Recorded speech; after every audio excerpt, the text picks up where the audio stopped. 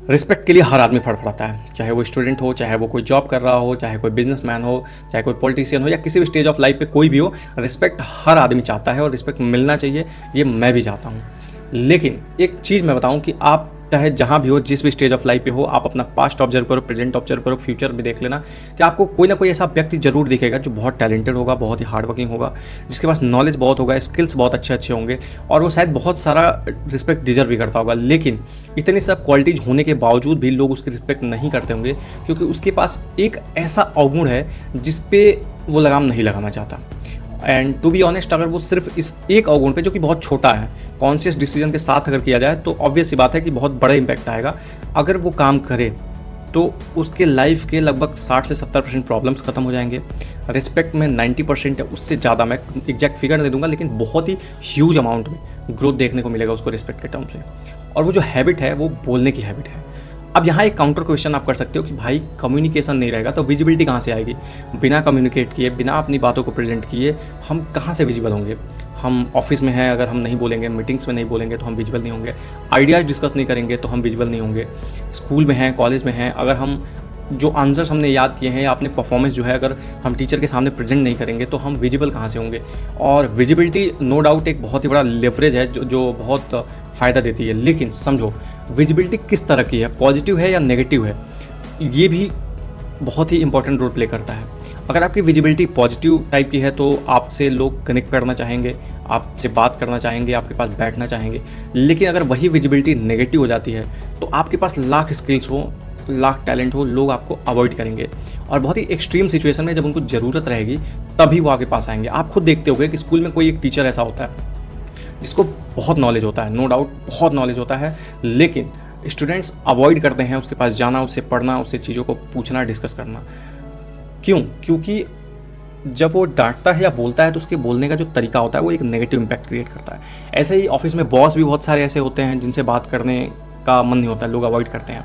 तो अब आप सोचो कि विजिबिलिटी तो है, नो डाउट हम सब जानते हैं कि वो टीचर बहुत टैलेंटेड है, लेकिन उसकी विजिबिलिटी नेगेटिव होने के कारण हम अवॉइड करते हैं। और ऐसे ही जो ये लोग जिनकी मैं बातें कर रहा हूँ कि जो रिस्पेक्ट डिजर्व करते हैं लेकिन नहीं मिल रहा है, तो वो इस चीज़ को ख़राब कर चुके हैं।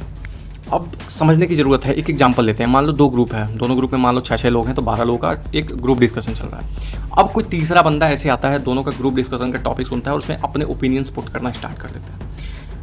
अब वो लोग सेम टॉपिक पे किस कॉन्टेक्स्ट में बात कर रहे थे, उनका कॉन्टेक्स्ट क्या था, क्या डायरेक्शन था डिस्कशन का, उससे अगर इस थर्ड आदमी का ओपिनियन मैच नहीं करेगा, हो सकता है कि जो ओपिनियन दे रहा हो बहुत ही टॉप क्लास के हों, लेकिन अगर उस कॉन्टेक्स्ट को, उस तत्काल के जो डिस्कशन का माइंडसेट है उससे मैच नहीं करेगा, तो वहाँ पे वो आदमी अपनी रिस्पेक्ट इमीडिएट बेसिस पे लूज कर देगा।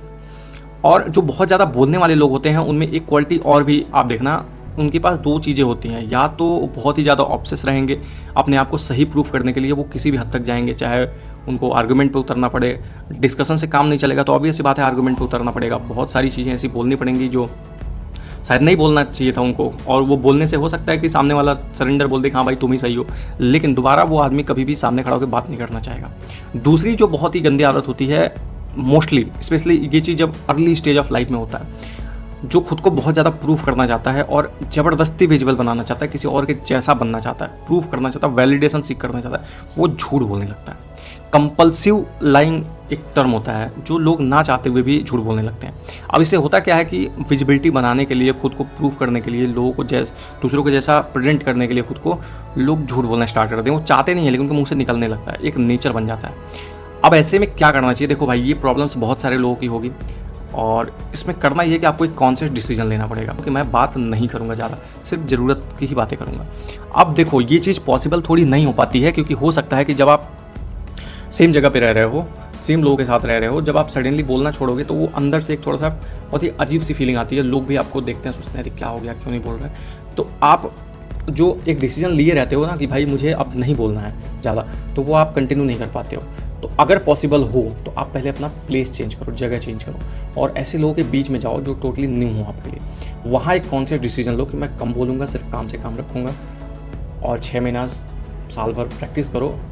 ये आदत इतनी जल्दी नहीं जाती है, लेकिन मुझे लगता है 6 महीने की प्रैक्टिस में चीज़ें इंप्रूव हो जाएंगी। लेकिन जिस दिन से तुम ये करना स्टार्ट कर दोगे, कम बोलना स्टार्ट कर दोगे कॉन्शियस डिसीजन के साथ, तो आप खुद देखोगे कि 6 महीने में तुम्हारी लाइफ ड्रामेटिकली चेंज हो रही है। 60 से 70% तक की प्रॉब्लम आपकी ख़त्म हो जाएगी। और सबसे बड़ा बेनिफिट ये होगा कि पीपल आपसे कनेक्ट करना चाहेंगे, लोग आपसे बात करना चाहेंगे, कोई आपको अवॉइड नहीं करेगा। तो जो फीलिंग आप ढूंढ रहे हो कि लोग क्यों अवॉइड कर रहे हैं, उसका सॉल्यूशन यहाँ से मिल जाएगा। तो अगर आप रिस्पेक्ट अर्न करना चाहते हो तो कॉन्शियस डिसीजन लो, बोलना कम करो, पहला चीज़ ये है। बाकी की चीज़ें टैलेंट और काम, कॉम्पिटेंस, ये सारी चीज़ें आप धीरे धीरे बिल्ड कर ले जाओगे टाइम के साथ, लेकिन बोलना कम करो, इसका बहुत बड़ा बेनिफिट है। उस बंदे को ये वीडियो शेयर करो जिसे इसकी बहुत ज़रूरत है, और आप जानते होगे कि किसको इसकी ज़रूरत है। उसको शेयर करो और उसको बोलो कि इसको नेगेटिव वे में मत लो, बट उसको ज़रूरत है। और आप इस चैनल को सब्सक्राइब करो, क्योंकि यहाँ पे ऐसे ही थॉटफुल वीडियोज़ आते रहेंगे। जय श्री कृष्ण।